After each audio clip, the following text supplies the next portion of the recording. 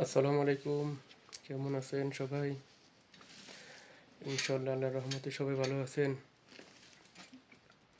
তে আমাদের একজন স্কলার, প্রসিদ্ধ স্কলার ভারতের ডক্টর জাকির নায়ক, উনি দেশেও আসবেন, বাংলাদেশেও আসবেন বক্তব্য রাখার জন্য। তো উনি আসলেন, বলছে ভারতের যে প্রধানমন্ত্রী নরেন্দ্র মোদী যে ডক্টর জাকির নায়করে ওদের হাতে তুলে দেওয়ার জন্য। তো আমাদের প্রশ্ন, উনি যখন এই কথা বলছে তো হাসিনারও তো আমাদের হাতে তুলে দেওয়ার দরকার। নরেন্দ্র মোদী কেন এই কাজ করে না যে হাসিনাটা আমাদের হাতে তুলে দেয় না, কেসের জন্য? আর আমরা বাংলাদেশ সরকার, তত্ত্বাবধায়ক সরকারে ডক্টর ইউনূসকে বলবো যে সে যদি এই কাজ করতে যায় তো তার অনেক বিপদ আছে সামনে। ডক্টর জাকির নায়েক হলো বর্তমানে আমাদের মেহমান। উনি বিশেষ একজন স্কলার, আল্লাহ ওনার অনেক জ্ঞান দান করছে। বিশেষ করে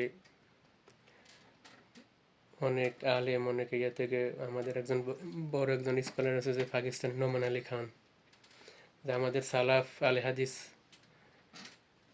ওনাদের একজনেরই যে নোমান আলী খান আছে, ডক্টর জাকির নায়ক, আরও অনেক অসংখ্য, যে আমাদের একজন স্কলার মারা গেছেন কিছুদিন আগে 2016 সালে, ডক্টর আবদুল্লাহ জাহাঙ্গীর।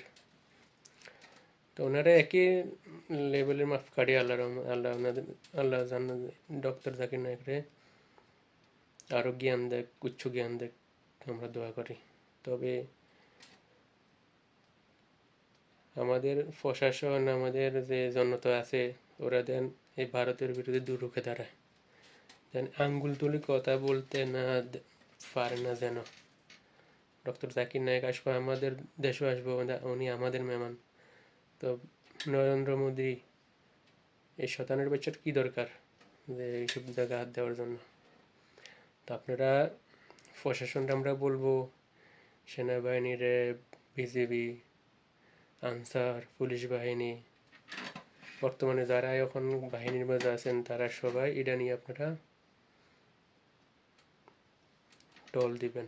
আর আমাদের জনগণরা যে বলো, জনগণের দরকার যে এইসব ব্যাপারে কথা বলার জন্য, যে হাসিনারে আগে তুলি দেওয়া হোক, হাসিনার তুলি দেওয়া হোক।